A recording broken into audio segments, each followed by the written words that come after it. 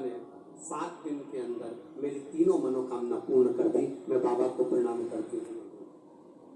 मेरे बच्चे की कृपा से मैं कथा सुनने के लिए आई और वहां से सूचना आ गई कि ऑपरेशन की जरूरत नहीं है, बच्चा ठीक हो गया। मैं क्या क्या बखान करूं। 3 चीजें मेरी बाबा ने मुझे प्रदान कर दी यहीं बैठे बैठे। ये शिव तत्व है। दिल से सुनो, चाहे राम जी के दर्शन करो, चाहे कृष्ण के करो, चाहे शिव के करो। बैठो बहन, श्री शिवाय नमस्तुभ्यं। चाहे तुम्हारा मन पड़े वहां जाओ, पर दिल से उसका गुणगान करो, दिल से करो। आप करो भजन उसका दिल से, स्मरण करो दिल से, सुनेगा। शिव कथा कह रही है, एक क्षण भी मिले, एक दिन भी मिले, आधा घंटा भी मिले, 5 मिनट भी मिले, 15 मिनट भी मिले, उसको नहीं छोड़ना। प्रयागराज वालों को संतों की कृपा से 2 दिन मिले, 30 और 31 जनवरी, 4 बजे से 7 बजे तक प्रयागराज के मेले में। एक घंटा भी मिले, 15 मिनट भी मिले तो ले उसको, शिव तत्व को धारण करो, शिव को धारण। कहा कारकोट मान तुझे क्या चाहिए? बाबा मुझे कुछ नहीं चाहिए, सर्प यज्ञ हो रहा है, आहुतियां दी जा रही है, मुझे भी ढूंढा जा रहा है आहुति देने के लिए, इसलिए मैं आपकी शरण में आ गया। शंकर जी ने कहा, जब घबराया हुआ, हारा हुआ, परेशान व्यक्ति, परेशान जीव जब मेरे पास में आता है तो मैं उसको अभय दान दे देता हूं, उसको भय नहीं रहता, भय से मुक्त हो जाता। अब भय नहीं है तेरे को, चिंता मत कर, मुझे ढूंढेंगे, मार देंगे, आहुतियां दे दी जाएगी, जन्मे जस सर्प यज्ञ कर रहे हैं, मेरी आहुति भी चली जाएगी, क्या करूं मैं भोलेनाथ जी? भोलेनाथ जी कहते काय को चिंता करता है? शिवलिंग के नजदीक में आने के बाद, शिवलिंग के पास में जाने के बाद व्यक्ति को अपनी जो भी टेंशन है, जो भी चिंता है, जो भी परेशानी है, वो छोड़ देना है। किसके ऊपर छोड़ देना है? जो लोटा भर के जल चढ़ा रहे हो, महादेव के ऊपर जल चढ़ाते समय सब छोड़ते जाओ कि अब तुम्हें संभालना है, ये हाथ मैंने आपको पकड़ा दिया है, अब मुझे नहीं संभालना, अब आपको संभालना। अब सौंप दिया इस जीवन का सब भार तुम्हारे हाथों में। संपूर्ण अपने जीवन का सारा तत्व शिव जी को दे दिया। जैसे आज पूरा भारत मां नर्मदा जी की जयंती मना रहा है, मां नर्मदा जी का जन्मोत्सव मना रहा है। सभी को मां नर्मदा जी के जन्मोत्सव की बहुत बहुत बधाई। संपूर्ण भारतवासियों को मां नर्मदा के प्राकट्योत्सव की, जन्मोत्सव की बधाई। तपबल बढ़ा है। नर्मदा जी ने क्या करा था? क्या करा नर्मदा जी ने?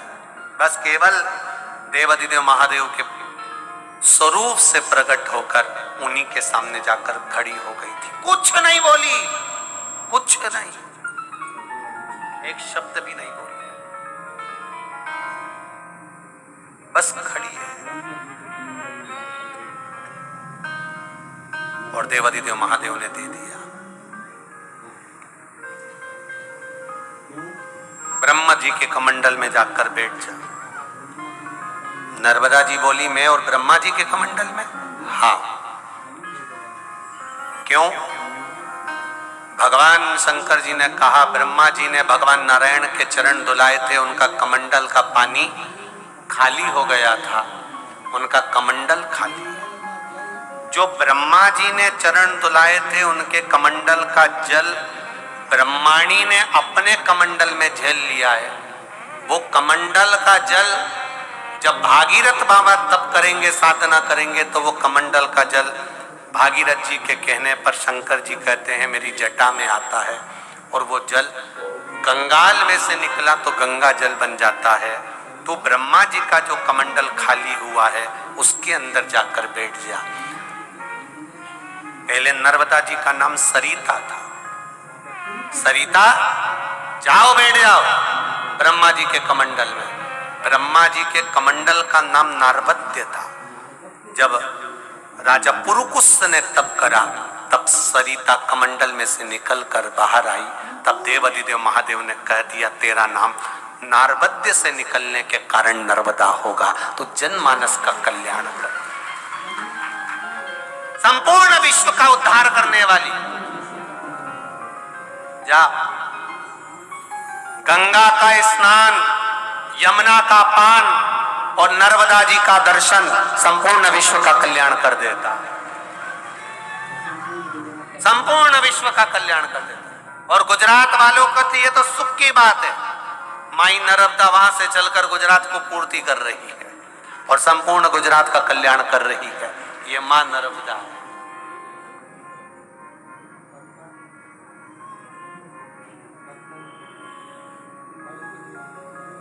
एक लाइन का स्मरण, कोई खड़ा नहीं होगा, पक्का पक्का ना, खड़े तो नहीं होगे? हाँ बस ठीक है। थारो निर्मल निर्मल पानी नर्मदा महारानी। थारो निर्मल निर्मल पानी नर्मदा महारानी। नर्मदा महारानी नर्मदा महारानी। नर्मदा महारानी नर्मदा महारानी। तुम नहीं सुधरो,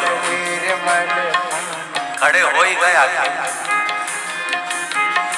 थारो निर्मल निर्मल पानी नर्मदा महारानी। थारो निर्मल निर्मल पानी नर्मदा महारानी। ओ नर्मदा महारानी नर्मदा महारानी। ओ नर्मदा महारानी नर्मदा महारानी। थारो निर्मल निर्मल पानी नर्मदा महारानी। थारो निर्मल निर्मल पानी नर्मदा महारानी। थारा जल मां विष्णु जी नहाए। थारा जल में विष्णु जी नहाए। ओ थारा जल मां विष्णु जी नहाए। थारा जल में विष्णु जी नहाए। विष्णु आए मैया डुबकी लगाई। विष्णु जी आए मैया डुबकी लगाई। विष्णु जी आए मैया डुबकी लगाई। विष्णु जी आए मैया डुबकी लगाई। ओ सेवा ओ असी सेवा करे लक्ष्मी रानी। माई नर्मदा महारानी। ओ थारो निर्मल निर्मल पानी नर्मदा महारानी। ओ थारो निर्मल निर्मल पानी नर्मदा महारानी। ओ नर्मदा महारानी नर्मदा महारानी। ओ नर्मदा महारानी नर्मदा महारानी। थारो निर्मल निर्मल पानी नर्मदा महारानी। थारो निर्मल निर्मल पानी नर्मदा महारानी। ओ थारो निर्मल निर्मल पानी नर्मदा महारानी। ओ थारो निर्मल निर्मल पानी नर्मदा महारानी। हर हर महादेव। बैठ जाओ अपनी जगह।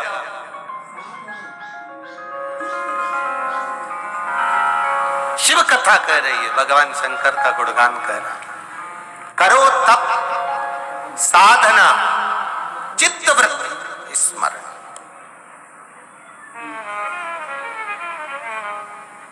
बस आप कृपा कर दो महादेव, शिव जी ने कारकोट नाग को कहा, सुन कारकोट,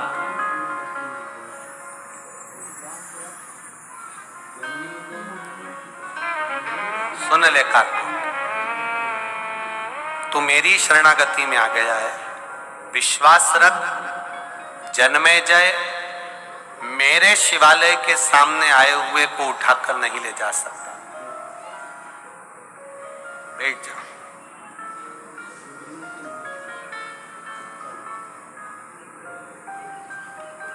कारकोट शिवलिंग के नीचे छुपकर बैठ गया, छुपा है, बैठा है।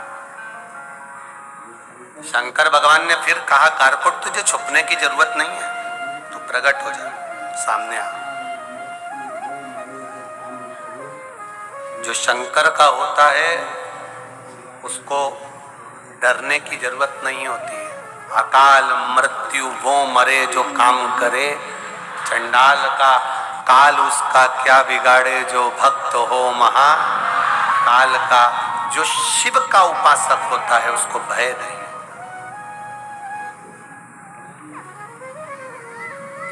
भय किस चीज का करना?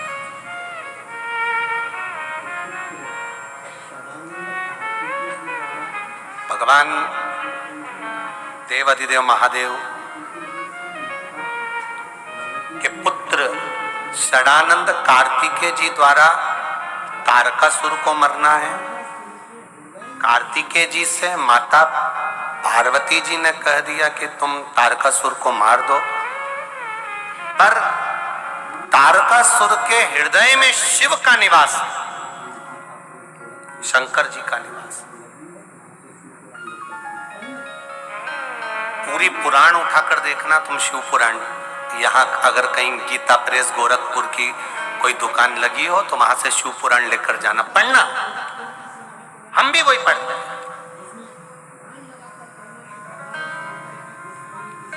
पढ़ो उसको। और गीता प्रेस गोरखपुर की शिव महापुराण को पढ़ना, उसमें ध्यान लगाकर पढ़ना कि भगवान शंकर की दुश्मनी किसी भी असुर से नहीं थी। एक भी असुर से शंकर जी की दुश्मनी नहीं थी, किसी से भी।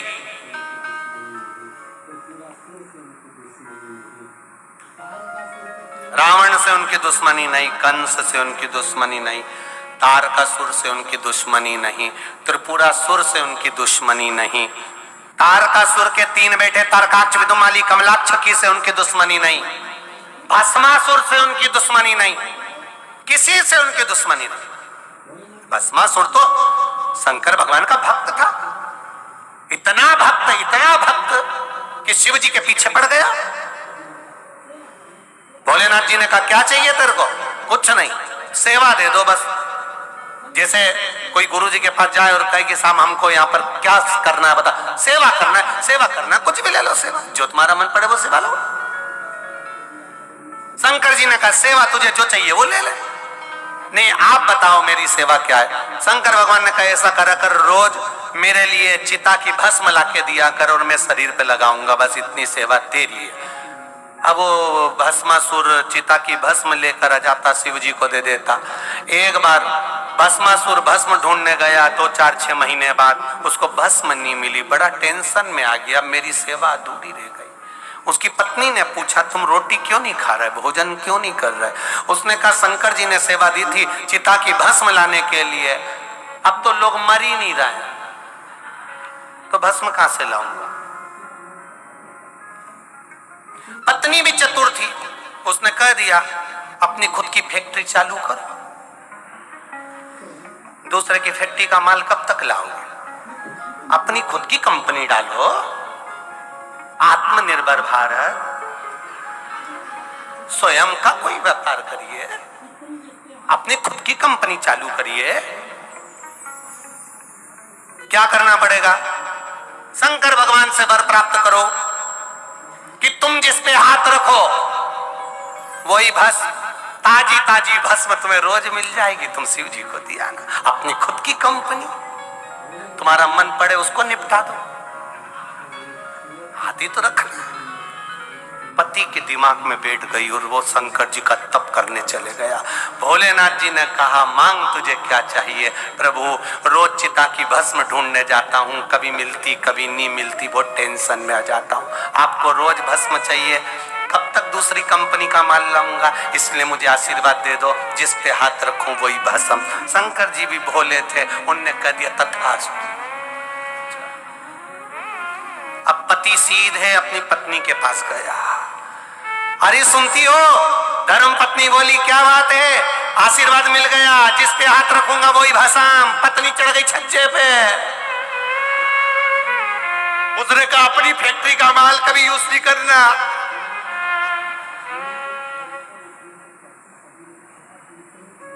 जिसकी खुद की किराने की दुकान होती है, वो अपना बरनी को खोलकर उसमें से टॉफी कभी नहीं खाता, दूसरे की दुकान में जाके खाता। तो उसने सोचा ये अपने को निपटा देगा, तो ऊपर चढ़ गई वो। अब ऊपर चढ़ के क्या बोली, आशीर्वाद मिल गया, आओ जिस पे हाथ रखूंगा वो भस्म। किसी पे प्रैक्टिकल करके देखा? शंकर जी पे 1% भी विश्वास मत करना, वो कभी भी आशीर्वाद पूरा नहीं देते। अच्छा, हाँ, प्रैक्टिकल करके देख लो, किस पे हाथ रखूं तू बता। जिसने आशीर्वाद दिया उसी के पास चले जाओ। अगर उनने सही दिया होगा तो मालूम पड़ जाएगा, और नहीं दिया होगा तो मालूम पड़ जाएगा। बस चले गया। हर हर महादेव। भोलेनाथ जी ने पूछा, यहाँ काय को आ गया? प्रैक्टिकल करना है। कैसा प्रैक्टिकल? तुम्हारे ऊपर हाथ रखना। पास में बैठी थी पार्वती जी, सबसे पीछे भाग गई। पीछे जिस दिन से शंकर जी के पास भस्मासुर आया, उस दिन से पार्वती पीछे हो गई। किसी भी शंकर जी के मंदिर में जाकर देख लेना, शंकर जी यहाँ बैठे मिलेंगे, पार्वती पीछे हाथ जोड़ के बैठी मिलेंगे। इन्हीं से मिलो।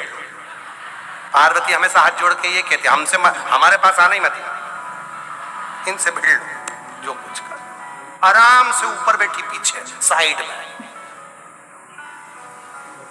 जाओ तुम इनसे। शंकर भगवान ने मन में सोचा, तेरे को ये अक्ल कौन ने दी रे? तो भस्मासुर बोला, सबसे ज्यादा चतुर है एक ही है। कौन? जो गले में मंगलसूत्र पहनती है।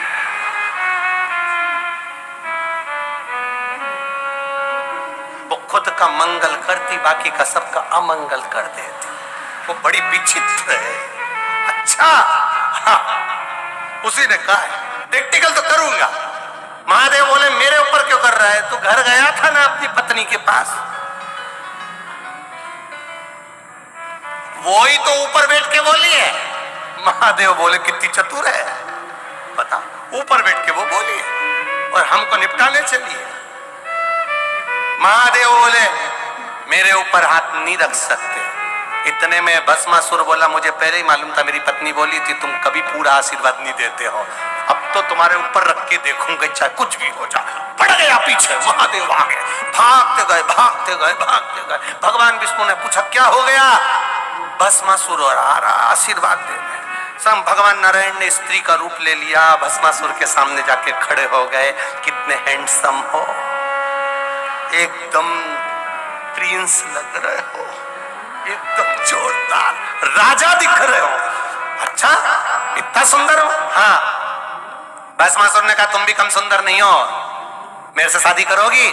भगवान विष्णु बोले, मैं तो कब से तुमसे शादी करने को तैयार हूं, पर मुझे नृत्य का बड़ा शौक है, नाचने का। मेरे बराबर अगर कोई नाच लेगा तो शादी कर लूंगी। इतने में भस्मासुर बोला, मैं तो नाचने में एक्सपर्ट हूं, नाच के बताऊं। भगवान बोले, मैं जैसा नाचू वैसा नाचना पड़ेगा, नाचो। भगवान ने ऐसा करा, भस्मासुर ने ऐसा करा, भगवान ने ऐसा करा, भस्मासुर ने ऐसा करा, भगवान ने ऐसा करा, भस्मासुर ने ऐसा करा, भगवान ने ऐसा करा, भस्मासुर ने ऐसा करा, भगवान ने ऐसा करा, भस्मासुर ऐसा। शिव शिव है, शंकर शंकर है, ओगड़ी ओगड़ी है। मेरे पास आने के बाद भस्म, तो यहाँ शिव कहते हैं, मेरे नजदीक आने वाले को भय से मुक्त कर देता हूं। वो देव अधिदेव महादेव है, कोई साधारण नहीं है मेरा देव अधिदेव। सहज नहीं। महाराज किसी से बैर नहीं मेरे महादेव का, सबसे प्रेम है। ऐसा मेरा महादेव है। भगवान शिव कारकोट को आनंद प्रदान करते हैं और पार्वती मैया शिव जी से कहकर भगवान श्री गणेश जी का ब्याह पक्का करती हैं। रिद्धि सिद्धि गणेश जी के साथ पधार रही हैं। कल कथा का समय कंजरी में सुबह 9 बजे से 12 बजे तक रहेगा। टीवी पर कथा 2 बजे से 5 बजे तक आएगी। 30 और 31 जनवरी को सुंदर शिव चर्चा आनंद के साथ